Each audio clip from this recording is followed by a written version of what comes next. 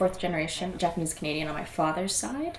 My father was born in Langley, BC, and my mom is an immigrant from Japan. She was born in Osaka and spent years in Yokohama and then came over to Vancouver in the 1960s.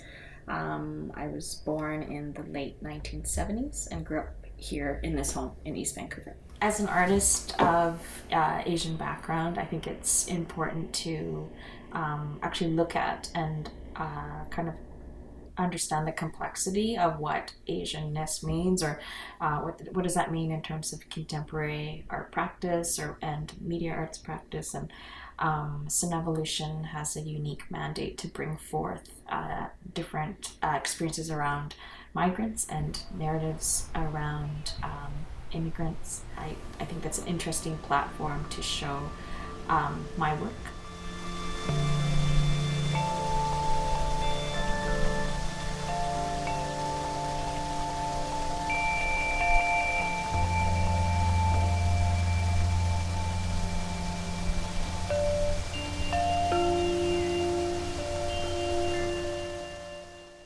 Makiko and I have been working as artists and curators since 2011. 11. So Makiko, do you identify Japanese or Japanese Canadian? I am in between. I think after living here 10 years, I'm still like a landed immigrant. And then if people ask me where you come from, I would say I come from Vancouver. But it's still like kind of my culture's origin is from Japan. And I guess for me, I just identify as being, again, in between or hyphenated, so Japanese Canadian. So you are in the Cineworks of this year. September 1st and 2nd. That's good. Friday and Saturdays and performance. So what are you going to do?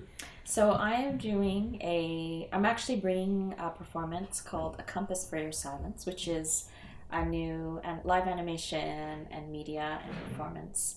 And it starts off looking through a lot of history and a lot of stories that are hidden and underground around my grandmother's strawberry farm before the war.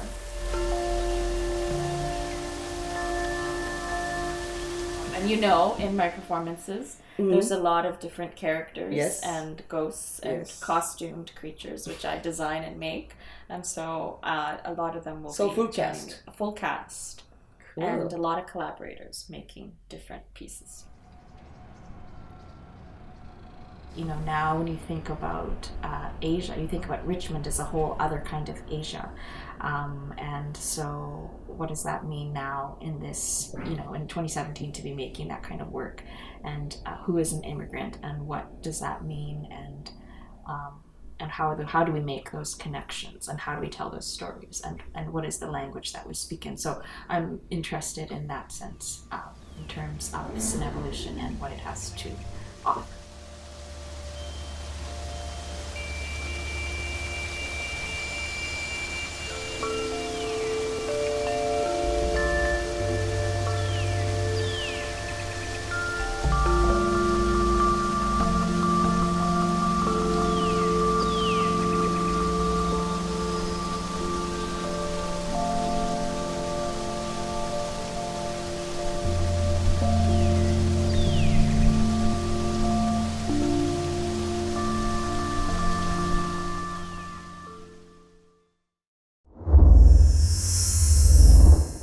Scene 1, Apple, take 1.